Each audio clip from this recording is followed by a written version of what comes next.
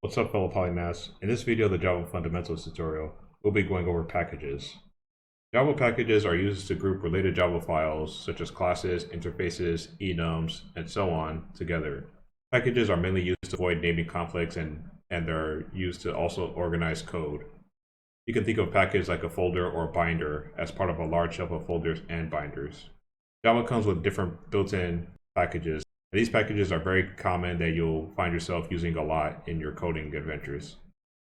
You can also define your own packages as well. Package names are typically in lowercase letters. The package in the code editor is always at the top of the Java code. So going back to this code example we see here with our package name, it's always going to be the first line. Even in this class right here, the animal class as well, it's always going to be in the first line. And remember how we were able to create our original package? Basically, all you have to do is just right here, when you're creating your original project name, you just right click and then go to new and then package. And here you can name your package whatever you want. It's better if it's lowercase.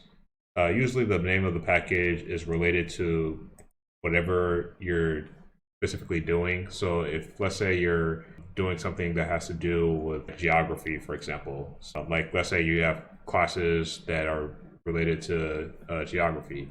So you probably want to name a package something similar. So like geography or world or something like that.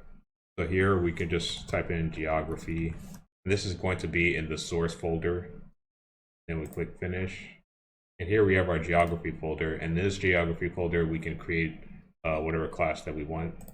Then we just go to the class. Here we can just name a class as state. Of course, it has to be in uppercase since it's a class name. And we have our package called geography, and we have a class called state. So that's just a quick example of packages. Use a class that's not part of the same package, you use the import keyword.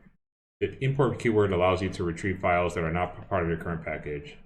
So for example, if you want to retrieve the scanner class, then we can just use this import keyword called java.util.scanner. If you want to use if you want to import all the classes of the util package, util stands for utility, by the way, then you can use an asterisk. So it's best practice to choose a specific class that you want to use from the package. So in this case, it'll be import java.util.star, and this star will basically import every single class that's part of the util package. Again, while it's not a bad thing to do this, it's better to directly import whatever class name that you want to use. Another way to use the class that's from a different package is to use a fully qualified name of that class. This isn't very used much, and I suggest that you don't use this method. It's better to use the import keyword. It's much easier from a coding perspective. So just testing out that import keyword. So basically we can do something like import java.util. And we see here we have all these classes within this util package. So here we can just import, for example, the scanner class. And here basically this yellow squiggly line right here is just saying that this scanner class isn't used.